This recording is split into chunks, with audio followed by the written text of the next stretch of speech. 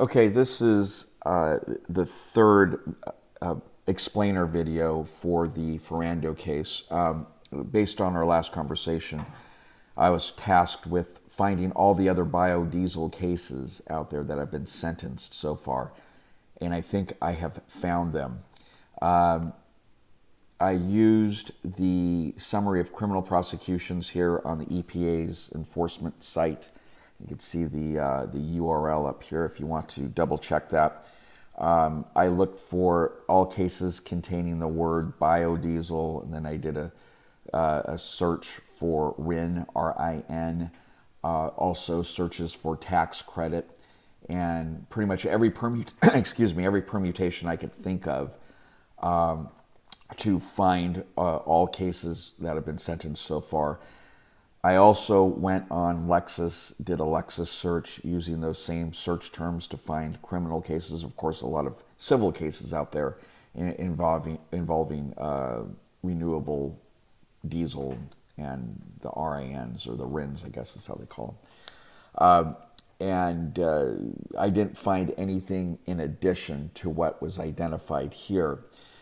Some of the data that I'm going to report, though, was not contained here in the summary of criminal prosecutions. What the summary of criminal prosecutions shows is the name of the defendant, the case, or the docket number, where the case was sentenced, when it was sentenced, and the restitution amount. The restitution number tends to function as a bit of a serial number, if you will, for cases. That allowed me to go into the U.S. Sentencing Commission's data files and search for that particular restitution amount to finally identify the case. Unfortunately, the Commission has never published data that contains the defendant's name or the docket number or any identifying data for various reasons, which I think are pretty bad. But setting that aside, I did that in order to find the, once I was able to cross-reference the restitution value with the case in the Sentencing Commission's data files, I could then see what the final offense level was and what the sentencing range, criminal history, all that other stuff, as well as loss amount, if there was any loss that was assigned or assessed or reported, I should say, and that the Commission recorded, as well as to determine whether the case was a 5K, whether it received a motion for a variance or a departure pursuant to 5K 1.1 or 5K 1.3. Of course, I also looked at the dockets themselves. I pulled down the dockets. I read those sentencing memoranda that were available if they weren't under seal or if any had been filed, so I could verify the numbers in the data files as well as the reverse. So I think it's a pretty comprehensive search. I can't think of another way to find more cases out there.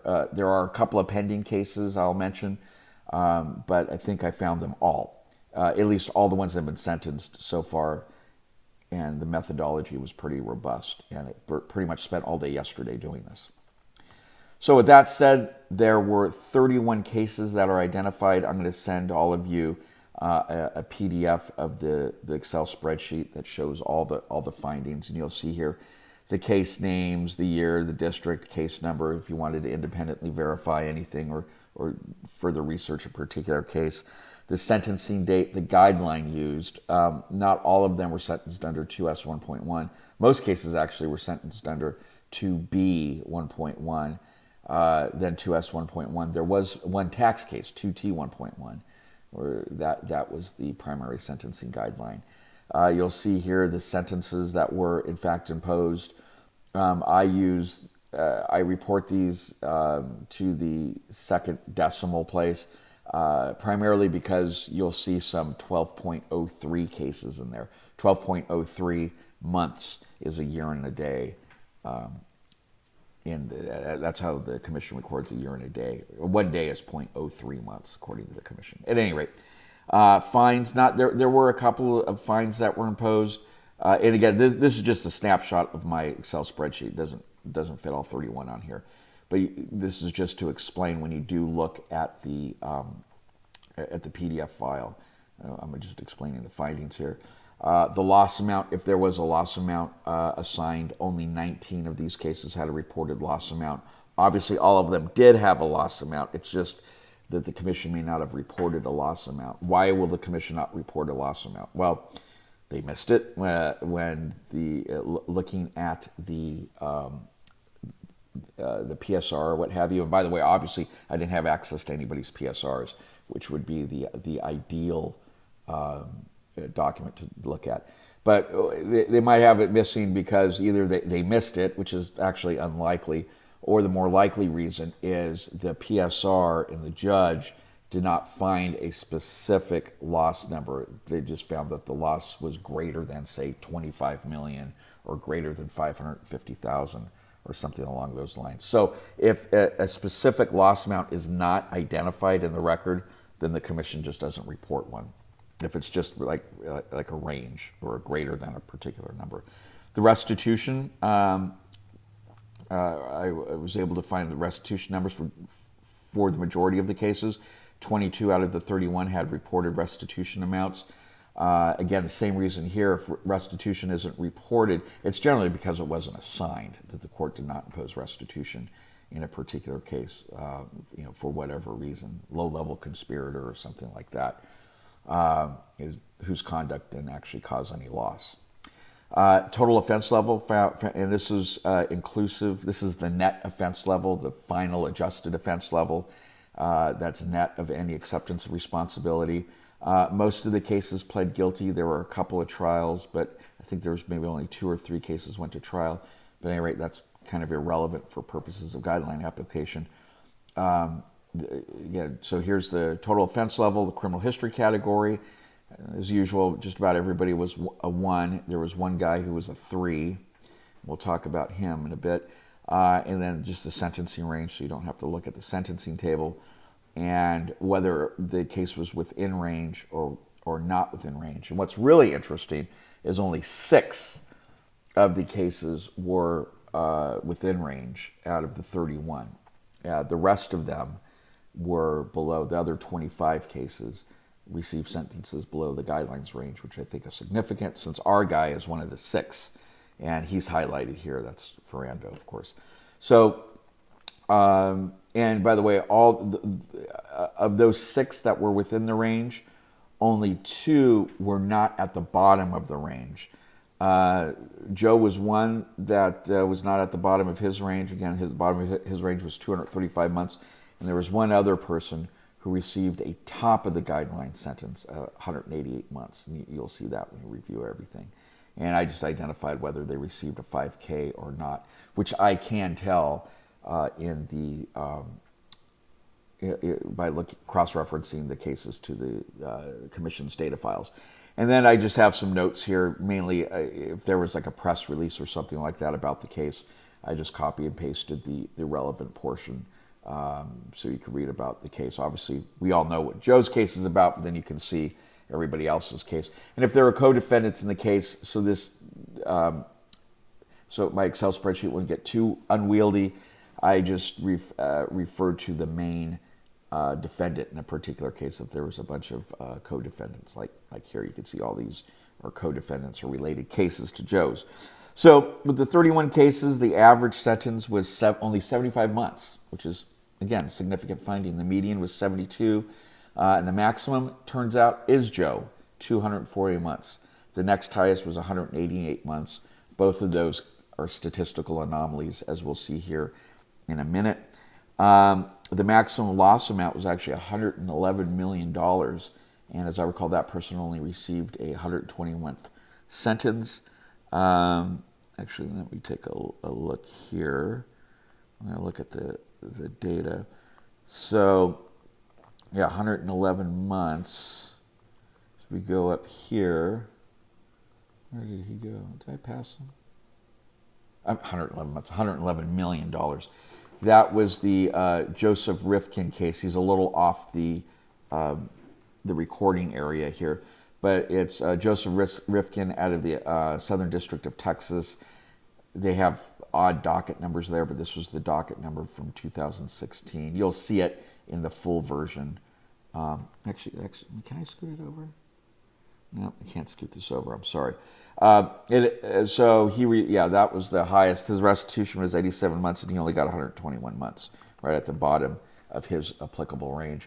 One thing, though, with respect to Joe, is his offense level was higher than most. He had a 38, and as you can see here, eyeballing it, his offense level was higher than all but one person. This gentleman right here, Jeffrey Wilson, Southern District of Indiana, 2016. He received 10 years, although his guideline range was pretty significant, and he did not receive a 5K. This was just a regular downward variance. Although the difference is he was only sentenced to $16 million of restitution, but again, his loss amount was pretty significant. $98 million in loss. So, with that, and then here is the second highest guy, the 188 months. That's Jeffrey Gunselman, 2013, Northern District of Texas. Just refer to the PDF that you're going to receive at the same time you receive this video, if you want to take a look at that case. And if you want to take a look at any of the documents I've downloaded, I think, where they were available, the plea agreements and the sentencing memos for all these cases, at least where they were available. So if there's any particular case you want to take a look at, just let me know, and I'll email those to you. Let's see, any other just overviews here. So, the $56 million restitution is well below. It's about twice. Joe's restitution of $56 million is about twice the median. It's actually literally twice the median, but or just a hair under twice the median. But it's far from the maximum of $87 million that was imposed, yet he still got the highest sentence. So the point being is while he received the highest sentence out of anybody that I could identify that was involved in a biodiesel RIN case, he neither had the highest restitution amount.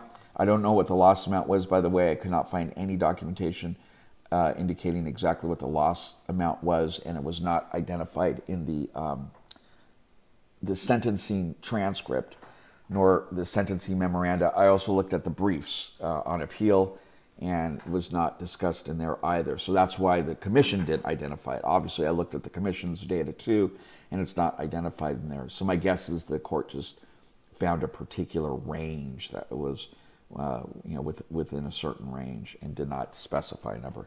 At any rate, Joe's restitution is neither the highest, and nor is his offense level the highest. In his sentencing range, obviously, is not the highest. There was another guy that was much higher up here. So right there, that causes a little bit of a question. Why did he get the highest sentence then, if he was not involved in if he had far and away less restitution, or his restitution was far from the highest, and his offense level or sentencing range was far from the highest. Even though it was only 2 levels below, those 2 levels make a hell of a difference for sentencing purposes. 2 levels. Okay, so let's look at some actual analysis here. Let me get back to this. So what you see here, and Doug, you might recall this. This is similar to the scatter plot I did for the Federal Sentencing Reporter back in 2013, in that article analyzing loss and sentences, which I should update. At any rate, what this shows here, each of these little dots are one of those 31 sentences, and where the dot is located, that indicates basically the sentence, a year and a day here, and the restitution that was awarded in that particular case. So this defendant received a year and a day, which of course you read it along the sentence in months along here, and then the restitution up here. So the point being, the farther out this way, both the higher the restitution and the higher the sentence. So sentences increase this way, restitution amount increases this way along the y-axis. And this is Joe, way out here in anomaly land. And you can see, again, he's quite a bit lower in terms of restitution value than this gentleman, who only received 121 months. That's why this guy is way over here as opposed to over here. And the next highest sentence is this guy right here, 188 months. And a similar, very similar restitution amount, 54 million versus 56 million. But he received a sentence of 78 months less, very significant reduction. And that was the next highest. Most people are grouped, as we can see down here. That's where most of the sentences occur in the biodiesel RIN cases. And they're way down here, even though that they have some significant restitution amounts. And if we're using restitution here as a proxy for loss, which in turn is a proxy for harm, what's interesting is that any amount, according to the loss table, between $25 and $65 million is treated the same. Point being that these restitution amounts, even down here, 26 million, that's within, that basically, there's no, for purposes of the guidelines, there's no difference between a $26 million restitution amount and a $56 million in terms of its measure of harm. And just to, so we know what I'm talking about here, this is the loss table from the guidelines, and as of this year, and we could see here that any amount between $25 and $65 million is considered the same. Anything over 65 million, and there's only been one over 65 restitution award over 65 million, is treated differently. It's given an additional 2 levels. So I think that's pretty significant. So basically, everything above this line, any sentence above this line, is the same in terms of the harm it has caused. If we just look at restitution, anything above about right here, assuming this is about 25 million, and about there, this is about 65 million. So this whole area, these are indistinguishable for guidelines purposes. We just use the loss table. So, but as we can see again, most of the sentences fall down here in this area. So what we're going to look at the next slide is a box plot. It's just taking the same data and looking at it differently. So I mean, the point of this, the takeaway of this is, Joe's an anomaly. Not only is he the highest, but he's not the highest restitution amount. And as we saw before, he's not the highest offense level either. And again, all these cases basically have the same amount of harm involved. So the question then is Joe's culpability really that high where it warranted the highest sentence ever for similarly situated defendants? So here's the box plot. As I explained in my last video, or 2 videos ago, a box plot is a common way, just like this is called a scatter plot, very common way for statisticians to report data or visualize data distribution. So are box plots here. So this is a box plot, again, of all, that's not a box plot, box plot, excuse me, showing the sentencing distribution for all biodiesel RIN cases, the 31 that I was able to identify. And this is Joe, way up here. He's an anomaly. As you'll recall, this whisker, this box plot or a box and whisker chart, here's the box, here are your whiskers here above and below. These are the upper and lower bounds. Anything occurring outside of those bounds are considered statistical anomalies. There's something wrong with them. They don't fit within the regular distribution of the rest of the data. So we can see here that 188-month sentence is an anomaly, and certainly Joe's sentence way up here, the highest ever, is quite a significant anomaly. This 97 months is the third quartile, meaning 75% of those 31, three-quarters of them, received a sentence of 97 months or below. And so this is where the vast majority of sentences occurred were below this, with half of them occurring right in here, in this range, between 97 and 41 months. Which it turns out is within, by the way, it's nice when stuff works out this way, is Joe's been in for just over 5 years, or 60 months. So assuming it takes him another year to be released for this clemency or pardon application to go through, he would be right about the median. So clemency or pardon would not create an unwarranted sentencing disparity, especially when you consider the harm involved, that the $56 million in restitution. And again, I sent an email yesterday. That's something else that we should focus on. Obviously, we are going to focus on is attacking the validity of that $56 million bucks. That it should have been attacked. And what's really interesting, just as a quick note, if you look at the appellate briefs, even in the appellate brief that Voiles filed, he candidly admits that he did not dispute the loss amount at all, and I think the restitution either. Generally, if you're not disputing loss, you're not going to dispute restitution. But he admits that, and then the government comes in and reinforces it in its opposition brief.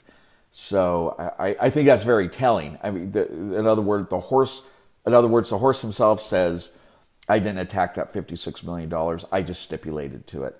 And I bet you anything, it is very, very susceptible to critique, and that there's a lot of factors that go into determining that $56 million, just like in a stock fraud case. You know, there's market forces and a bunch of other intervening factors that courts should take into consideration when coming up with that particular number.